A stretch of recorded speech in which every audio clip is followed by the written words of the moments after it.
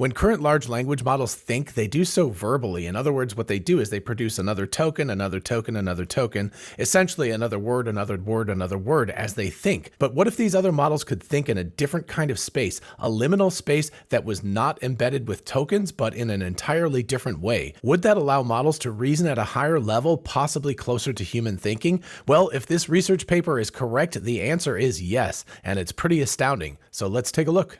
Hey y'all, it's Dr. Know-It-All, so I'm going to do another research paper deep dive. Definitely let me know in the comments if you like these kinds of videos.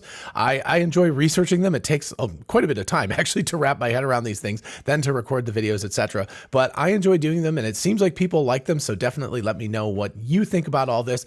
I want to talk today about a paper called Scaling Up Test Time Compute with Latent Reasoning, a recurrent depth approach. So recurrent depth is actually the kind of important part of this, and we'll get to that in just a few minutes. First of all, big congratulations to Jonas Geipning, etc.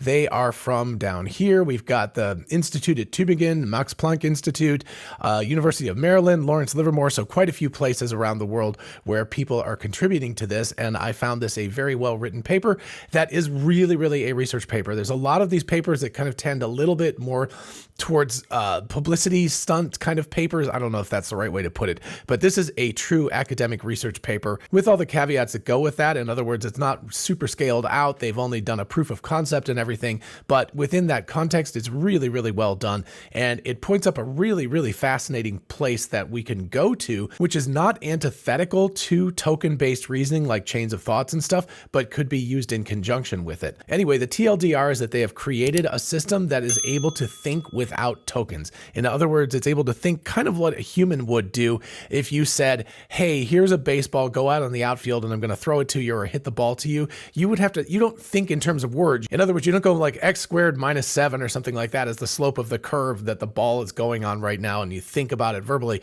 You just look at the ball and you go like, oh, that thing's coming towards me. I have experience doing this. I've essentially, as a human being, done reinforcement learning on this because somebody's hit a baseball at me a bunch of times, and then you move to the right spot, put up your glove, and hopefully catch the ball. So that's the kind of thing we're talking about. There's many other places you can do nonverbal reasoning, but that's just a very, very obvious physical example. So anyway, the upshot is that there are places where being able to do the chain of thought in a liminal space, in a space that is not token bound, is going to be very, very advantageous. And these folks have come up with a methodology for doing that, which is basically doing a recurrent attention block over and over and over again. So that's the setup. Let's read the abstract here in its entirety, and then I will kind of bounce through the paper.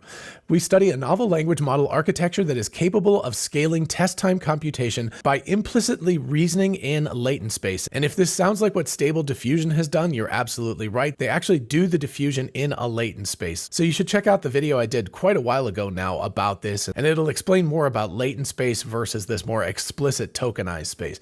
Anyway, we'll talk about that more in this paper as well. So you don't have to have that, but the analogy is diffusion models that do the diffusion work, the denoising in a latent space. And we'll get back to that later on in the paper as well. Our model works by iterating a recurrent block, thereby unrolling to arbitrary depth at test time. In other words, you take this block, you repeat it, you repeat it, you repeat it, you repeat it on and on and on, and you can create something that is arbitrarily large. And if this sounds like recursive neural networks or RNNs or LSTMs or something like that, yeah, there is definitely an analogous way that they're working here. Anyway, continuing on, I'm never going to get done with this paper, I can tell. This stands in contrast to mainstream reasoning models that scale up compute by producing more tokens.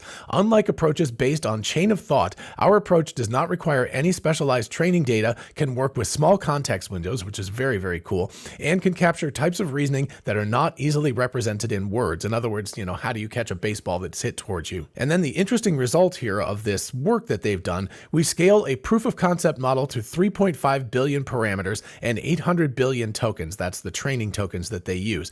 We show that the resulting model can improve its performance on reasoning benchmarks, sometimes dramatically, up to a computation load equivalent to 50 billion parameters. So in other words, it performs approximately 12 or 14 times better than the parameter count would indicate. That's a pretty impressive improvement. But I think even more important than just the improvement of the model in terms of its ability to compete with larger parameter count models is we're talking about a system that's able to think about things in nonverbal ways. And that's potentially a very, very large unlock. So their insight that they start with is that a substantial amount of human thought happens through complex recurrent firing patterns in the brain before the first word of an answer is uttered. If somebody asks you a complicated question or something, you might mull that over in a pre-verbal sort of manner before you actually put words to it and begin to actually respond to the question. Or, again, a physical type of action or something where you have to interact physically with the world, can't really verbalize how you pick up a cup.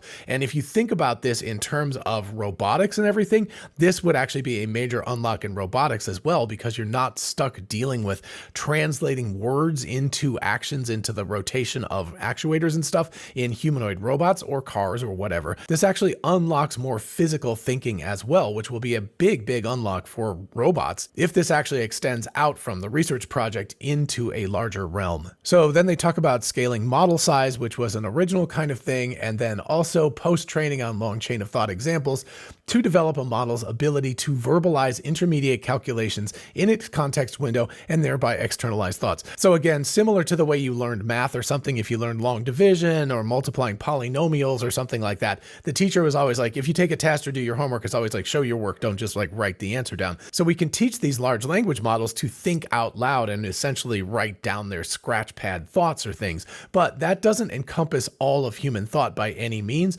And that's the purpose of this paper, is to think a little bit differently about that sort of pre-verbal way of thinking about something prior to answering the question. And then we have a nice graph that shows that it takes more thinking time to do some tasks than others.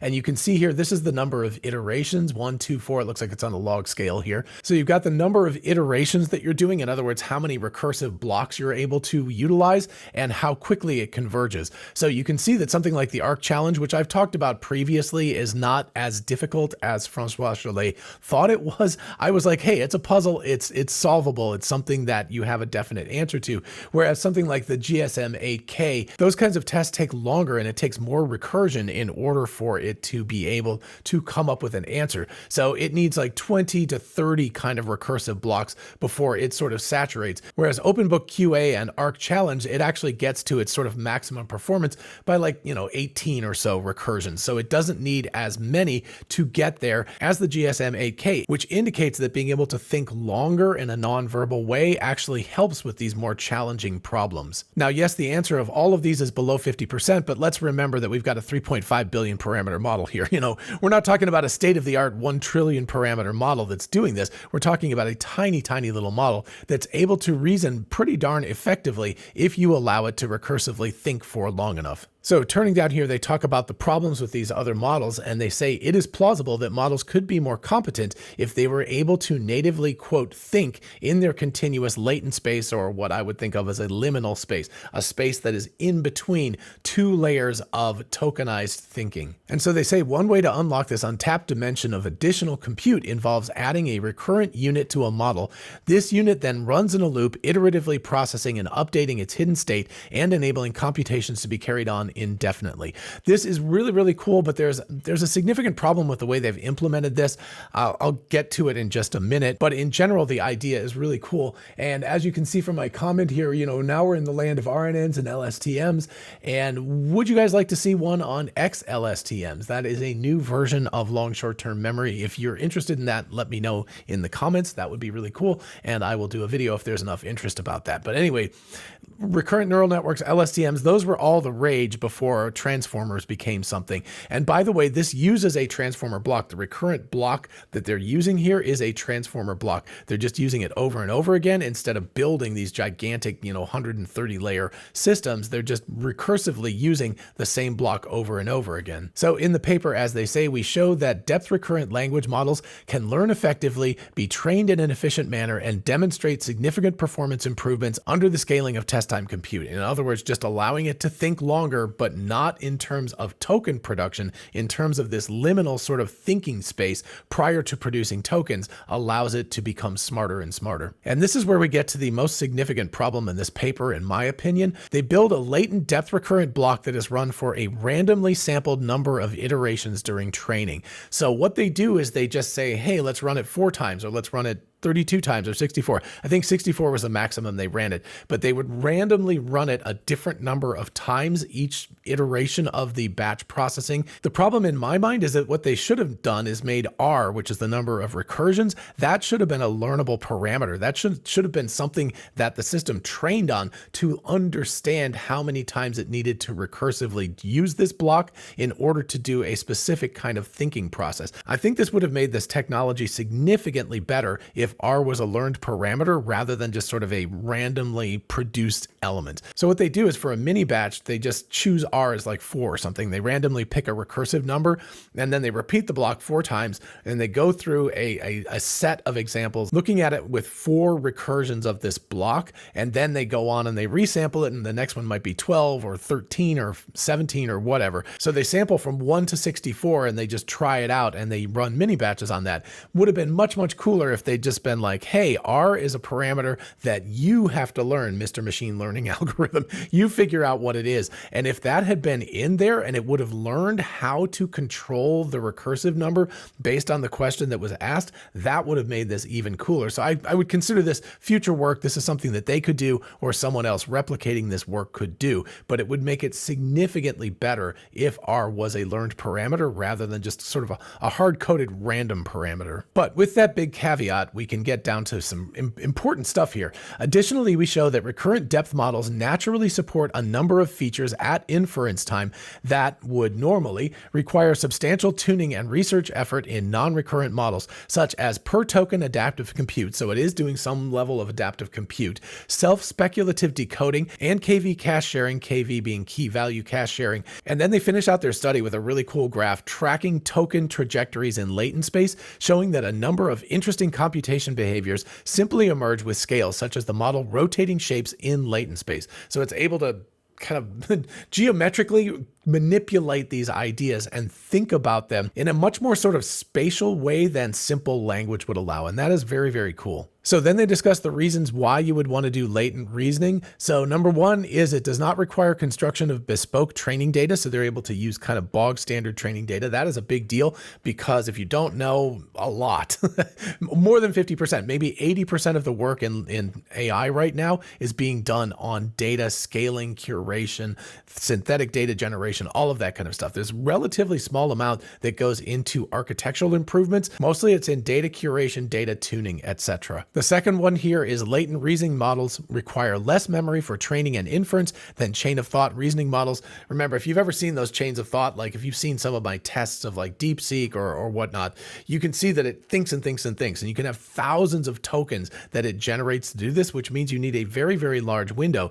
This doesn't need that window because it's thinking kind of internally without producing tokens. So it's very cool that they require less memory, less of a large window, all of that kind of stuff. This next one is really interesting, something I hadn't thought about that much before. Recurrent depth networks perform more flops or floating point operations per parameter than standard transformers, significantly reducing communication costs between accelerators at scale. So basically that means it's just being more efficient with the compute it has, and it has to spend less time transferring information back and forth, which is very, very slow relative to compute. Then of course they talk about wanting to set a prior towards models that solve problems by thinking, in other words, by learning meta strategies, logic, and abstraction instead of memorizing.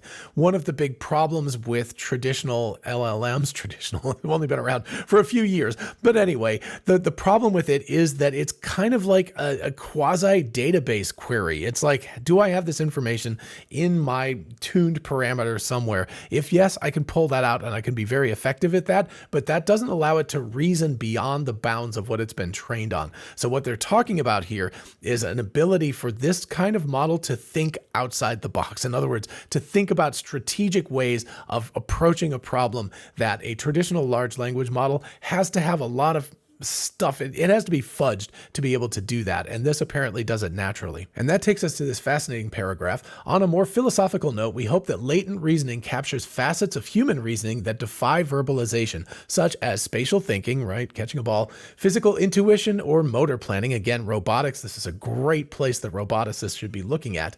Over many iterations of the recurrent process, reasoning in a high dimensional vector space would enable the deep exploration of multiple directions simultaneously modality instead of linear thinking, leading to a system capable of exhibiting novel and complex reasoning behavior. In a way, it's sort of a Monte Carlo tree search, it sounds like they're enabling by allowing it to think in this way rather than just, token after token after token, sort of linear narrative thinking. So this is a really interesting unlock if it actually turns out to be more scalable than what they've done here. And then very importantly, they say this is not at odds with scaling through extended verbalized inference scaling. In other words, you can use the two of these methodologies together to get the best of both worlds. So you don't have to pick one versus the other. You can do this recurrent model first and then use chain of thought on top of that. Yeah, it'll take a lot of compute power, but it might give you amazing quality of reasoning out of these models. Then they talk about the three blocks that they use, and they use musical notation. I really like this. They have a prelude and a coda, and then inside that, the recurrent block, or kind of the verses, I guess, is the way they're thinking about this. But the prelude embeds the input data into a latent space using multiple transformer layers. Then the core recurrent block R, which is the central unit of recurrent computation, modifies the states over and over and over again, the number of recursions, and then that outputs that to a final coda block C, which unembeds from latent space using several layers and also contains the prediction head of the model. In other words, it will produce the next token that's supposed to come out of the model. And notice what they say down here, looping the core, we can put an indefinite number of verses in our song. So the prelude, what that does is that takes the input. So if you say like, write me a story about blah, blah, blah, or answer me this question or something, right? It takes that and it uses traditional transformers in a more or less traditional manner, as far as I can tell. It takes that wide and shallow input. In other words, you could imagine 1,000 token input, right? Or maybe think about it like a page, right? You can think about it like kind of like a quasi matrix. You've got word, word, word, or letter, letter, letter. You've got all these tokens in this big two-dimensional matrix, which is incredibly shallow. It's only one layer deep. And what you do with this embedding process is you convert that wide and shallow input into a narrow and deep latent space. So you might end up only down at like 32 in the end, 32 by 32, instead of like 100 by 100 or 1,000 by 1,000, whatever the input size is. You end up with 32 by 32, but you could have something like 32 or 64 of these stacked on top of each other. So you're trading off that wide and shallow initial layer to a narrow and deep latent space or liminal space that is between this. And then at the end, when you have finished your thinking, you then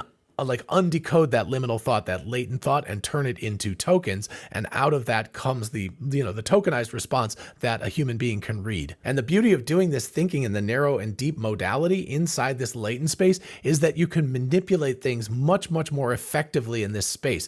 Wide and shallow, like a really, really big matrix that's only one dimension thick, is not that useful. You can't do that much work in that space. You have to turn it into something else that is kind of more geometric. It has many, many, many more layers, that has a lot of weights in it that you can manipulate, and you can look around at things and sort of, again, if you want to think of a kind of a physical analogy, you can sort of turn the idea around in this large reasoning model, and then you can come up with an answer, and then you can output that back into a wide but shallow, modality of tokenized output. And so here we get a visualization of it. You have the prelude that again is a traditional transformer block that turns things into this latent space.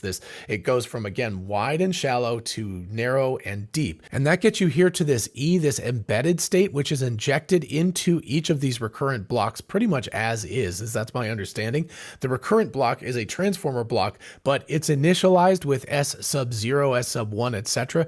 It's initialized, as far as I understand it, I think this is really interesting, it's initialized with randomized weights. And that actually has a very, very important point. It kind of overcomes what I think is one of the main problems with like recurrent neural networks and LSTMs, which is vanishing or exploding weights. The gradients can cause the weights to go to 0 or to explode to very, very large numbers. And by initializing over and over again with random values, I definitely know that they're randomizing things over and over again, but my understanding is, I think the reason why is because it allows this to be more robust to being repeated like 64 times or something without the weights just collapsing into nothing or exploding into very large numbers. They also also use normalization very, very aggressively, and normalizing, what it does is it takes, if you have something between like negative 100 and 100, it squeezes it all down to between 0 and 1. So you allow things to explode and then you renormalize them back down again over and over and over again. So they're very aggressive about normalizing as well. But anyway, the important insight of this paper right here is these green blocks, these R's that go over and over and over again. You can have it do it from one recursion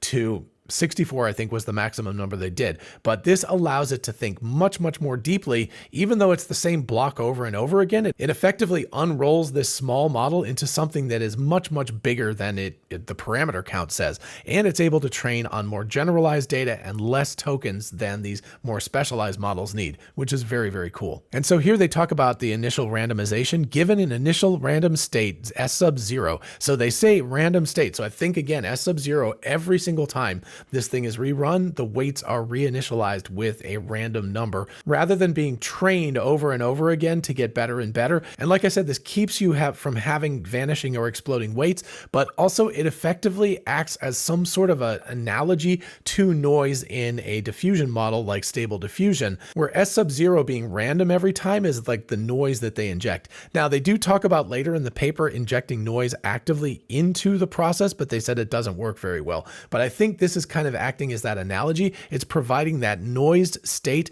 So if you've ever used a diffusion model before, you're like, you have like just an image that is like just noise. It's just pixels that have random colors. And you're like, I want a cup. And then you'll see it over time, unnoising it and unnoising it and unnoising it. So it goes from just random pixels everywhere to a picture of a cup. So same kind of thing here, I think, is that we're taking random values here for S0 and we're pushing that into this recursive block so that we have a different value every single time. We're not reusing those values over and over again, which it sounds like acts as noise and allows us to become much, much more robust to these inputs and not collapse. And of course, once we're inside this R block, we repeatedly apply the core block R, which accepts the latent state S sub -1, in other words, the last one that was there, and the embedded input E. So it also gets back, the tokens that were put in, or at least the embedded version of that. And then it outputs a new latent state S sub I. And finally, at the end, after all of the recursion, S sub R, which is after all of those recursions, goes into a decoding block and out comes a token, right? So we get hello, all this sort of stuff happens, and then out of that we get world. And then down here they talk about their motivation for initializing the latent vector with a random state. They say that it stabilizes the recurrence and promotes convergence to a steady state independent of initialization, in other words, path independence. Then they discuss that they need to use what they call Y here, or E, in every step to actually optimize our function, similar to the way that Y is the ground truth in a standard large language model or diffusion network or whatever. In other words, you inject the ground truth or the prompt, what's come before this, back into this over and over and over again. So it's able to look at the divergence between what it's predicting and what the ground truth is. And that, as they say, allows it to learn in a stable manner. If E was only injected at the beginning, then it would only depend on the boundary conditions, that the output would only depend on the boundary conditions. It would lose track of what that original question was as the process was going on. If you're going to do this 64 times and you don't reinsert the original prompt, it's going to lose track of that prompt and it's going to be like, well, I don't know what's going on anymore. It's just going to start making stuff up. So you have to keep reinserting the prompt like, hey, remember this, at every step that it goes along. And then of course they note diffusion models and how it's very similar to that. And they said we ran several ablations with iterative schemes even more similar to diffusion models, such as S sub I equals R sub E sub S -1 plus N, where N is noise. But they found the injection of noise not to help in their preliminary experiments. So this, I think that they've injecting noise at the beginning of the process was adequate. They didn't need to inject it at every step, is what they're saying here. Then they go into a lot of detail about the design of the actual network. I will leave a link to the original paper in the description so you can read it if you want to, but it's a lot of stuff. Anyway, the important part here is when we get to this narrow but deep, you can see that eventually they get to a depth of 5,280 in that narrow and deep modality, so that they're able to work on something that's much smaller on the, sort of XY dimension, but the Z dimension is much, much bigger. It's not one, but it's many. And then they go into a lot of detail about how they train it using Poisson distributions and things like that, where you can see that they sort of randomly sample from, I I guess up to 150. I thought it was only 64 recursions. But anyway, you can see that here, most of the sampling comes out below 25 recursions. It's smaller than that. But given it's a Poisson distribution, you could get random outliers that have much, much more recursion. Again, I wish that R was a learned parameter rather than something they just randomly selected, but such is life. And then they truncate the back propagation, so they only look at the last 8 recursion blocks. So if you had 100 recursion blocks, the back propagation would take forever. And again, the danger is you could get these vanishing or exploding weights because you're back propagating so far. And again, the danger here is you could get into the vanishing gradient problem if you had like 100 of these recursive layers. You could just end up with all the gradients end up going to 0 and it doesn't train anything. So they only back propagate through the last 8 recursion layers. And then they go into some detail about how they scale this all up, and all of this stuff is publicly available, including the data, which is super, super cool. So big thumbs up about that. But they go into a lot of stuff. They talk about how we have like generic text, code, scientific text, the breakup of everything. So you can see that a lot of the text is oriented towards domains where the answer is well known in advance, and that allows it to train more efficiently. So things like writing, instruct, and stuff like that, and miscellaneous reasoning are very, very small, 0.12% and 0.11%. But anyway, they go into a lot of detail about how they gather and curate the data. Very, very cool. And then something else you don't see a ton of these days, they actually talk about the bad runs that they had. So the orange was their first bad run, the green was their second bad run, and the blue is their good run. And you can see that the orange in particular bad run 1 just kind of like collapsed and didn't do anything. And the green run was better, but it oscillated drastically. It didn't really settle down into a solution. And then finally, the blue run was able to do much, much better. And you can see that the loss continued on up to 10,000 steps and probably could have continued beyond that. They just ran out of compute time. And then the right side of this graph is really interesting here. You can see that with a recurrence of 1, their perplexity, in other words, the quality of the result was like, okay, it trained at 10 to the 4th again, 10,000 steps of training. You can see that with a recursion of 1, it descended, but it didn't do great. But even with a recursion of simply 4, it actually coalesces really, really quickly, and you get most of the gain from the later ones, right? The 64 you can't even see down here. So there's a very, very diminishing return. It seems like a recursion level of 4 or 8, certainly 8, is adequate to get almost all of the benefits without having to do these crazy long recurrences. So that actually is an interesting result here. They don't really highlight it that much because maybe it goes against what they wanted to talk about, but really you can look at this result and kind of go like, okay, it looks like we need 8 recurrences of this block, this R block, and everything will be great. We'll get like almost all of the value out of it. And then we get some results. We got hella swag, GSMAK, etc., and you can see how it improves with the number of recurrences. Here is different because this loss function that we had up here looks like you're getting most of the gain by you just only 8 recursions, whereas here, down here, you can see that we can still continue to gain, a lot significantly at 16 and even 32 recurrences. So interesting that they have 2 different modalities here, but that you can definitely see there is still an improvement to be had by allowing at least 16 and maybe 32 recurrences as opposed to only 4 or 8. So then they ask, where does recurrence help the most? And that's an interesting thing. Well, they say there's an especially pronounced advantage on harder tasks such as the ARC challenge, on other tasks such as SciQ, which requires straightforward recall of science facts. In other words, it doesn't have to think about this stuff too much. Performance of the models is more similar. We observe that gains through reasoning are especially prominent on GSMAK, where we looked at that before, where the 180 billion parameter recurrent model is already 5 times better than the baseline at this early snapshot. And then very interestingly, we also note that the recurrent model, when evaluated with only a single recurrence,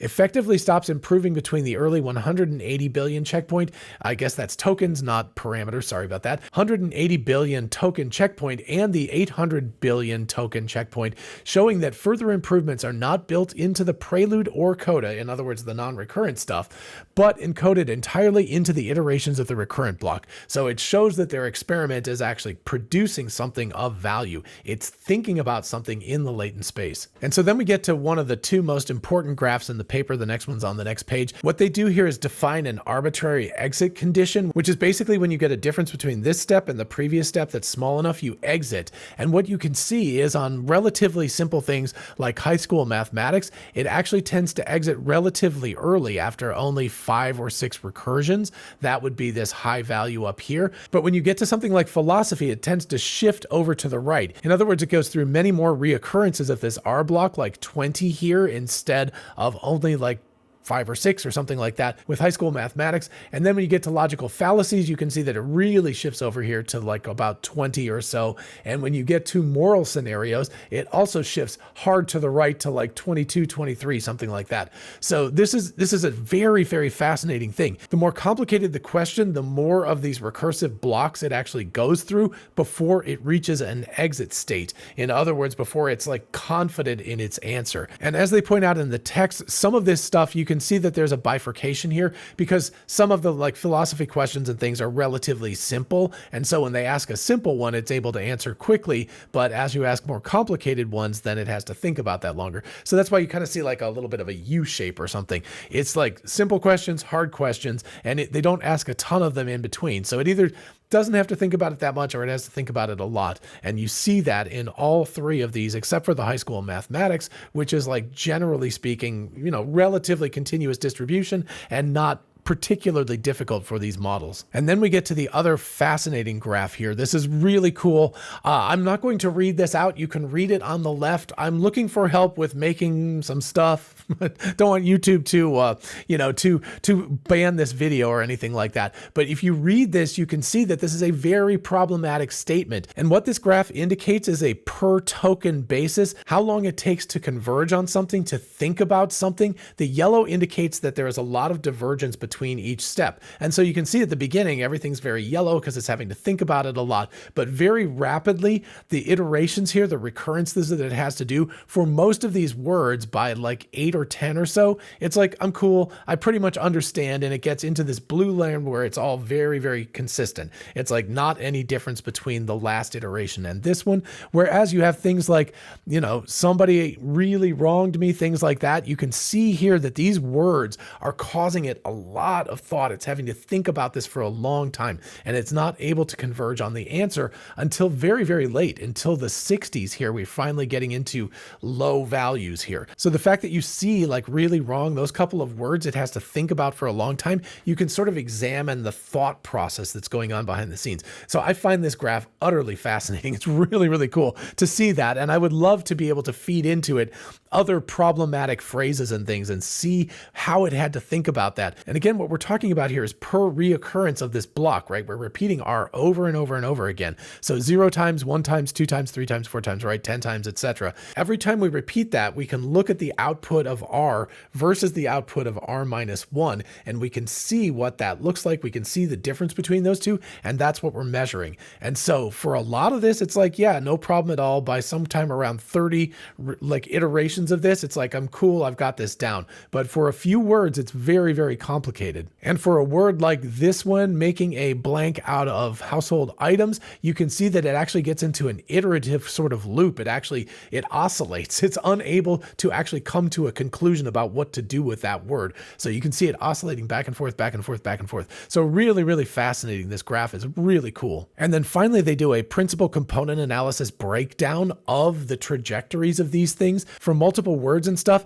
And they show across the top the trajectory for simple words. You can see that effectively over time, it like iterates and iterates and iterates, and it comes to a center of gravity relatively quickly. It's like zoop, and it just flies there, and it's like, okay, this is where we are. This is what this word means. This is what I'm going to think about it. But for some more complicated terms like this word, this token 3, it actually creates kind of orbits that go around. So you never actually stabilize into a single point. It actually stabilizes into an orbit. If this looks very similar to sort of like chaos theory and strange attractors, I agree. It definitely does. This is very cool. We're not stabilizing to a single point. We're stabilizing to orbits. And then down here, the word wrong from, I'm assuming this sentence up here, you know, this kind of thing. If we look down at this one, you can see what it does is it actually stabilizes to what they call a slider, which is kind of like it's going back and forth. It's oscillating. That's what I was talking about with that. You know, it gets stuck on these words and it doesn't really have an ultimate meaning. So PCA shows that it's actually like sliding around. It's like the meaning is somewhere here. And when we get to these orbits, the meaning is somewhere in here. So it creates these very interesting patterns, which allows you to look at the way this large language model model is thinking, and the fact that it's kind of a geometric type of thinking. It's either converging to a point that's relatively straightforward, or it's converging to some sort of high dimensional orbit, or it's converging to some sort of high dimensional like slider where it's going back and forth. And then we've spent a lot of time on this paper, so we're just going to turn to future work here. They talk about the fact that you could do more post-training stuff to help out with what they're doing to make this work even better. They also talk about the potentiality of using linear attention as opposed to quadratic attention, and that's a transformer improvement that is being discussed and beginning to be implemented now, which will help a lot. That could also help what they're working on as well. And what they're saying here is that their architecture allows this linear attention operator to work very, very effectively. And then finally, they talk about how their architecture is not, again, antithetical to doing something like mixture of experts or chain of thought reasoning. And so how you could eventually mix this into mixture of experts and chain of thought reasoning and get the best out of all three of these techniques, which would be pretty darn amazing. Alrighty, folks, so that's the paper. I think it's really cool. It's fascinating work that they're doing, thinking outside the box, thinking outside of the tokenized box where you can think in a more latent or liminal space before you actually generate a token, and how it can be much more compute efficient, and how you can actually create a model that's really small but is able to reason like a much larger model. Definitely let me know what you think about all of this in the comments, and while you're down there, if you don't mind liking and subscribing, it really helps out the channel. Thank you so much, and I will see you in the next video. Bye-bye.